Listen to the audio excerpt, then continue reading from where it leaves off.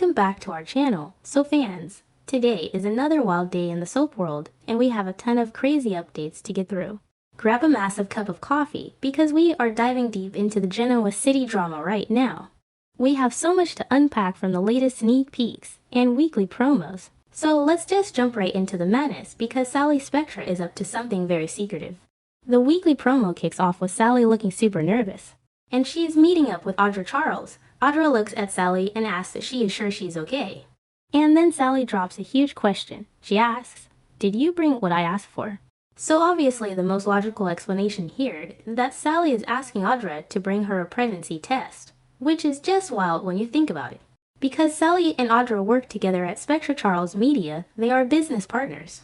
But asking your business partner to sneak you a pregnancy test is a very personal favor. And it's actually really awkward and sad if you think about Audra's history.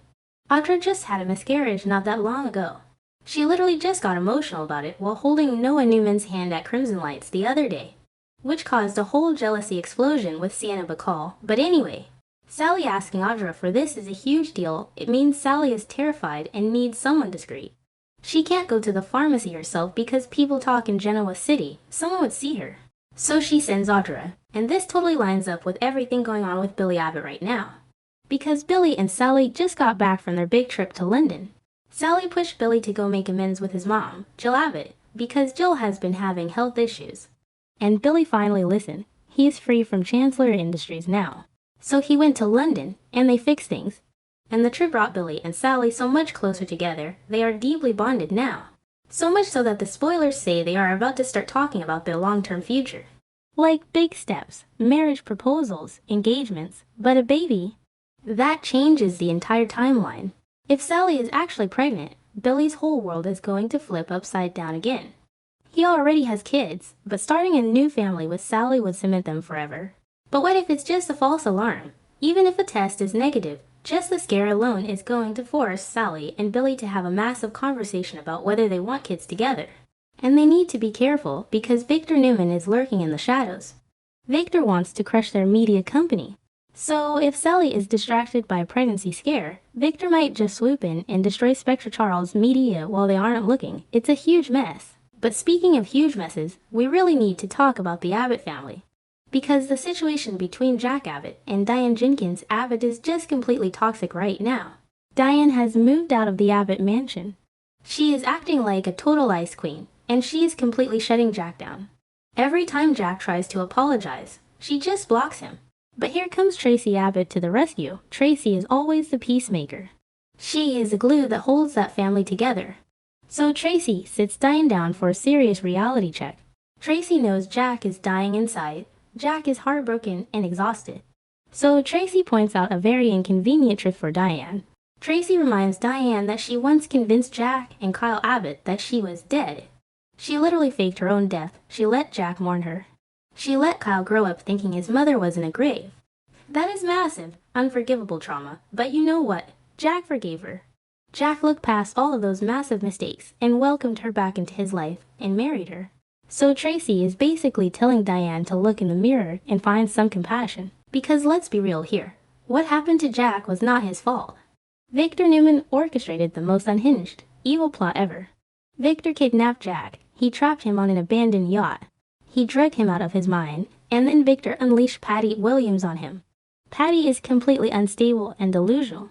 And she took advantage of a drug Jack, so Jack was a victim. But Diane is just refusing to see it that way. Diane tells Tracy that she isn't a saint. She admits she has flaws. But she says she can't just snap her fingers and forget about Jack's betrayal. Diane actually believes that Jack still made a choice to cheat, even though he was drugged, which is just crazy logic. Tracy is trying so hard to make Diane see that if she doesn't forgive Jack, then Victor wins. Victor's whole goal was to ruin their marriage so he could steal back Newman Enterprises. And Diane is handing Victor the victory on a silver platter. Meanwhile, Patty Williams is still running around Genoa City. Patty is taunting Diane. Patty is trying to convince Jack that he actually wants her instead of Diane. Patty is completely obsessed and won't leave them alone. And Kyle is miserable watching his parents fall apart. Kyle is fighting with Claire Newman about it because Claire blindly defends Victor. It's just a complete disaster zone for the Abbotts right now. Tracy is desperately hoping her words get through to Diane before the marriage is permanently destroyed. But we have to move on to the most terrifying storyline right now. And that is Las Vegas. Oh my god, the Vegas storyline is giving me absolute chills because Nick Newman is in so much danger. The weekly promo shows a horrifying scene. Matt Clark has Nick tied up in a storage room. Nick is literally bound on the floor. He is completely helpless. And Matt pulls a bag off of Nick's head. Nick looks up, totally dazed and terrified. And Matt just smirks and says, "Hey, Nick, long time no see." It is such a dark, creepy moment. Matt has completely won this round. And we all know Matt hates Nick. Years ago, Matt framed Nick by pulling his own ventilator plug and putting it in Nick's hand to send him to prison. Matt is purely evil and vengeful. And now he has Nick exactly where he wants him. And the worst part is how Nick got into this situation. Nick did this to himself. Nick has been spiraling completely out of control on drugs. Ever since that car crash Matt caused, Nick has been popping painkillers. But it got so much worse in Vegas. Nick met up with a dealer named Justin in his hotel room, and Nick bought fentanyl. But Justin didn't just give him fentanyl. Justin gave him a little something extra as a bonus. Justin said sometimes you need a boost. But we all know Matt Clark was behind that. Matt orchestrated that drug deal. Matt wanted Nick completely incapacitated, so Nick took the drugs. Nick was nodding off on the phone with Sharon and Chelsea. He was sluggish and his brain was melting. Nick thought he was this big hero hunting Matt down. He insisted on being the one to ambush Matt. But Nick walked right into a trap because he was too high to see straight. Matt probably just waited for Nick to stumble into the room, and then threw the bag over his head. It was too easy. And the hypocrisy of Nick is just staggering. Because right before Nick got captured, he was judging Adam Newman. Nick stepped out of the bathroom, high on drugs, and caught Adam kissing Reza Thompson. And Nick acted like the moral police. Nick asked Adam, "How far are you willing to go with this woman?" Nick was lecturing Adam about betraying Chelsea. While Nick was secretly hiding a massive fentanyl addiction, Nick thought he was better than Adam. But now Nick is tied to a floor, completely defenseless, and Matt is probably going to torture him or frame him for murder. Matt might even kill Reza and frame Nick and Adam for it. The possibilities are endless and terrifying. So the big question is, where is Adam? Why isn't Adam saving his brother? Well, because Adam is completely distracted. Adam is slipping deeper and deeper into his old spider persona. Reza is totally manipulating him. In the promo, Reza wraps her arms around Adam's neck. She tells him that if things go well, they can have a private celebration tonight. She is explicitly suggesting they go to the bedroom. And Adam agrees. He says he is looking forward to it. And they share this massive, passionate kiss. Adam is playing with fire. He thinks he is just doing this to get information on Matt, but Spider loves the thrill. Spider loves the danger. Adam is letting his dark side take over.